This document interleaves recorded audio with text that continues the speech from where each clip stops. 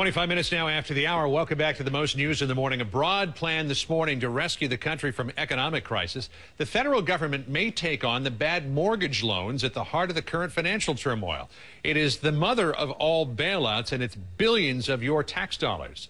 So what about all of this? Well, I'm joined now by the former presidential candidate and current Congressman Ron Paul from Texas. He's live in Washington this morning. Congressman, great to see you. What's your take on this whole idea, this potential plan floated by Ben Bernanke, Henry Paulson, and now being discussed with the leaders in Congress?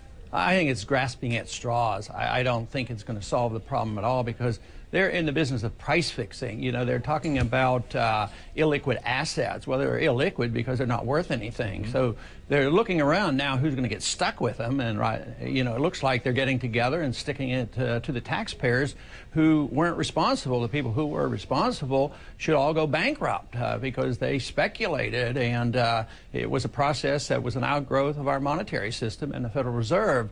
But just for the taxpayers to pick up illiquid assets and not look at the real cause. They're not looking at the cause.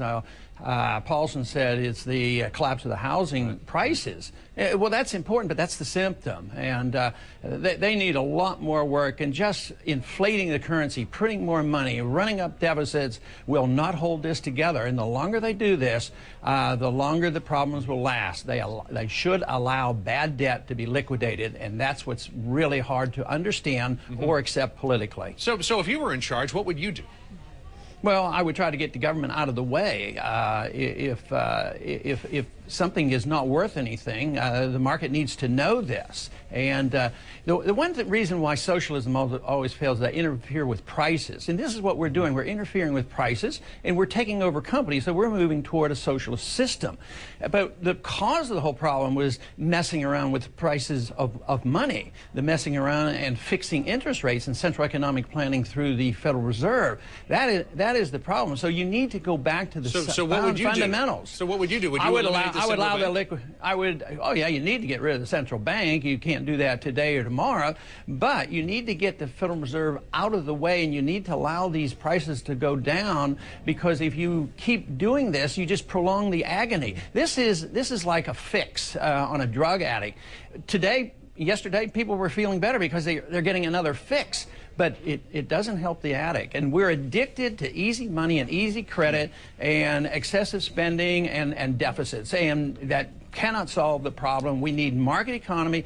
We need to allow this correction to occur. It would be painful, but it would be short. Yeah, then we go back to... Would it be painful to the point, though, that if an AIG failed, that it could take a lot of the economy down with it, and not just here in America, but around the world as well? And would that be worse than stepping in to bail it out? No, I think it would be bad, but not worse, because what is worse is the collapse of the whole dollar system. And that's what we're facing, and that's what the market is saying, that if you keep doing this, the dollar system is going to collapse, and it's worldwide because we have the reserve currency. So you worry about AIG, but I worry about the entire financial system of the world and the destruction of the dollar, because you cannot bail out everybody by just printing more dollars, because the value will go down, prices will go up, interest rates are soaring in some areas already. And so yes, you say it could be worse if we didn't bail out AIG, but who's going to bail out the world markets based on the dollar economy? And that's not quite the picture they're looking at. You know, we had Jeffrey Sachs, the world-renowned economist, on with us earlier this week, and of course he was famous for going into places like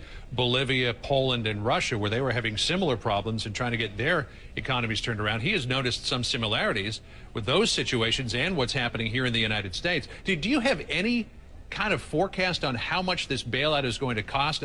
I've heard projections anywhere from $500 billion to $2 trillion. Well, I don't think anybody knows. It's unlimited, because since we own Fannie Mae and Freddie Mac now, that could be $5 trillion if it gets out of control. So it's unlimited. It's into the trillions. Nobody understands it, because we're involved in a market that is based on a pyramiding of derivatives. And when Warren Buffett says he doesn't have any idea how they works, and he stayed away from those, you know that it's very complicated. But I say it's into the trillions, but it's irrelevant, because the market will quit functioning malfunctioning before we're able to handle all that. So the sooner we get back to the basics, look to the Constitution, look to the morality of who gets stuck with the debt, and look to the Federal Reserve System, I'll tell you what, this could get a lot worse. But the answers are there. They're just not that difficult. We just make them so much more difficult for us by compounding our problems and not looking to the basic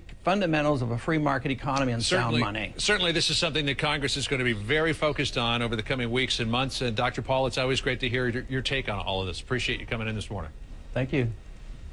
If this were a dictatorship, it'd be a heck of a lot easier. Just so long as I'm the dictator.